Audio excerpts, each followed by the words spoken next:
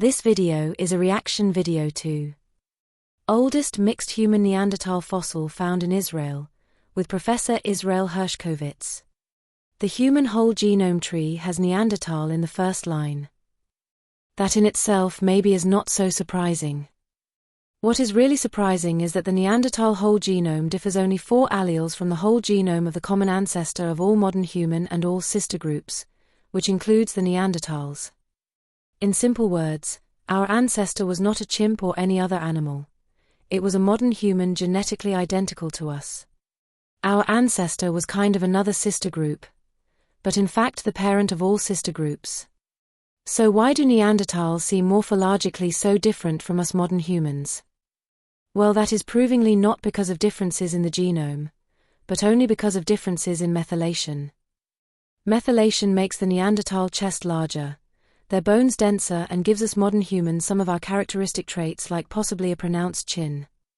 These are only simplified or possibly even naive examples, and just to illustrate and give an idea of what different methylations are capable of. So with only these different methylations we already look quite differently, and also because we are not extinct, and they are extinct, we interpret it as the Neanderthal being more primitive, and less intelligent, and/or less fit. While this is very relative, let's assume this is true and put it aside.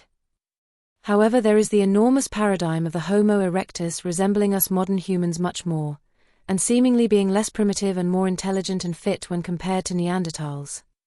Further, there still is the paradigm of Homo erectus spreading all over the world, seemingly confirming their intelligence, which after all is an enormous paradigm. However, and this officially at least, we were not able to sequence DNA of Homo erectus, so let's put it aside as well. Because Homo erectus is more similar to us modern humans, it is to be expected that once we are able to sequence Homo erectus, we will find out that its genome is as similar or even more similar to our human ancestor as the Neanderthal genome is.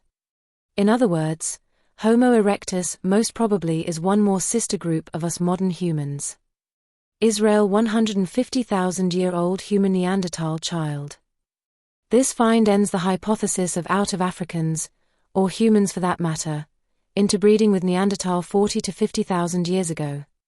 It also pretty much ends an out of Africa 50,000 years ago, or any time ago that is less than 150,000 years. For us of origin for existence, that is no surprise at all, since we expect modern humans to exist longer than Neanderthals and Homo erectus, so modern humans for us are at least 600,000 to 2 million years old. For us the Jebel Irhoud fossils are just another sister group, and that is why they present mixed traits, although a little bit more modern human-like than Neanderthals. That fits perfectly in our origin for existence hypotheses, but not in consensus's already improbable hypotheses. While Jebel Irhoud is outside sub-Saharan Africa, it is still in Africa. There are several other very similar cases, also with mixed traits, found outside Africa, and this further out of the way than Israel is.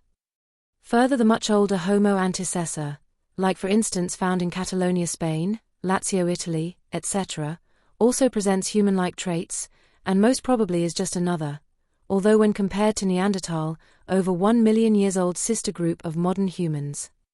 The scientist Professor Israel Hershkovitz informs us that a 150,000-year-old human child fossil in Israel presents the famously speculated but highly improbable Neanderthal fraction, this obviously already 150,000 years ago, instead of the by consensus supposed 40 to 50,000 years ago. Further, he informs that the child is not some first-generation interbreeding of humans with Neanderthals, but instead suggests that humans had been living together for a prolonged period before this 150,000 years ago. The scientist negates that out of Africans, as per the out of Africa hypothesis, interbred with the in Israel long-time present Neanderthals, 50,000 years ago. This obviously would have been the most probable, yet it did not happen. He reminds us that Neanderthals were living in Israel for at least 500,000 years. Rather for completeness, the same scientist mentions the consensus hypothesis that there had been interbreeding with Neanderthals. Nevertheless, he claims that these supposed out of Africans did not interbred in Israel, and mentions the consensus claim they interbred with Neanderthals somewhere in Europe or Western Eurasia instead, but at no point does he confirm consensus. Importantly, The scientist does not confirm any part of consensus or of out of Africa or interbreeding with Neanderthals, and in fact debunks out of Africa on several fronts, including the for consensus essential interbreeding with Neanderthals, all supposed to have taken place roughly 50,000 years ago. In no way does the scientist claim that modern humans and Neanderthals could not have lived close together for longer, or even much longer than 150,000 years. So the revolutionary information this scientist and his team bring us is perfectly in line with our origin for existence hypothesis of modern humans living for longer than Neanderthals, as well as that modern humans teach the Neanderthals. This so unless you assume that it were the Neanderthals that teach the modern humans.